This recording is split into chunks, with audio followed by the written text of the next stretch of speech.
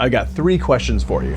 Question 1, did you buy the Nikon ZR or are you considering it? That's kind of 2 questions, but number 2, are you using Final Cut? And number 3, did you hop on YouTube to find some helpful videos on how to get the best image out of R3D? And the videos you found, although very helpful and somewhat enlightening, felt like step-by-step instructions on how to prepare a Michelin-level meal. If the answer was yes to any one of these, then you might be in the right place. Possibly. I mean, are any of us in the right place? Yeah, you know what I'm saying? Obviously, I have a ton of respect for professional colorists, especially the ones taking their time making highly informative videos, trying to help out YouTube hacks like me. But here is my counterpoint to that. I need to mentally prepare for the beating I'm about to take in the comments. Regardless, here it is. The Nikon ZR is affordable and exciting, which means that glorified dad cam videographers like me, and maybe you, are probably gonna buy this camera.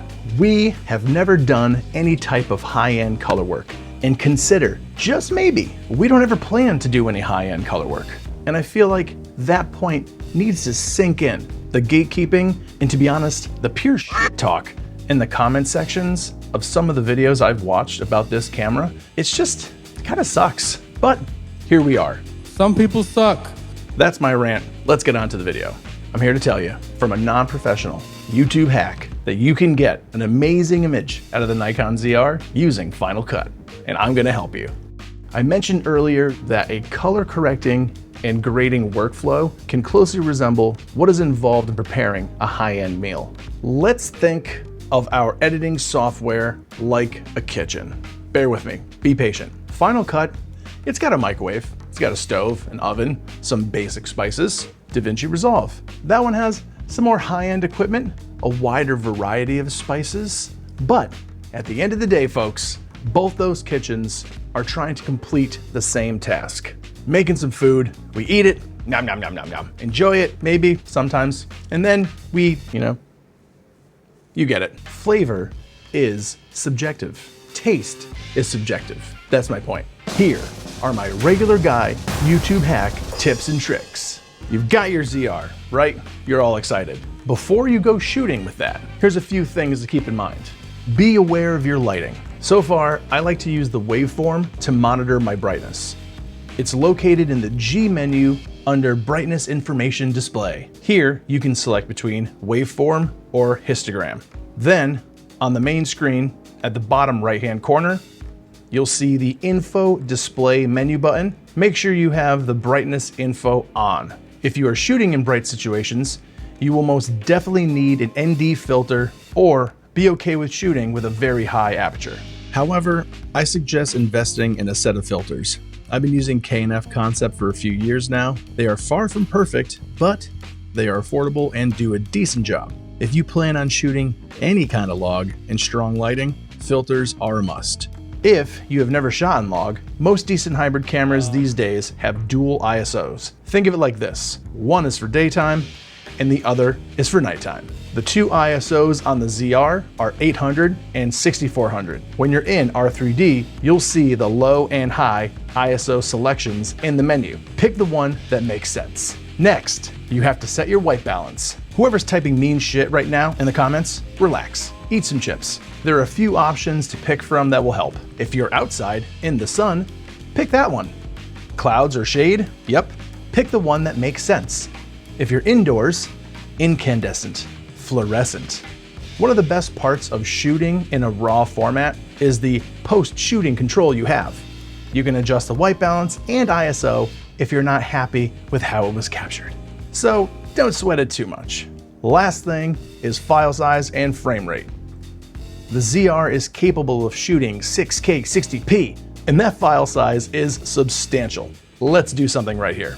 This shot is an R3D 6K 23 point whatever. I'll give it a moment.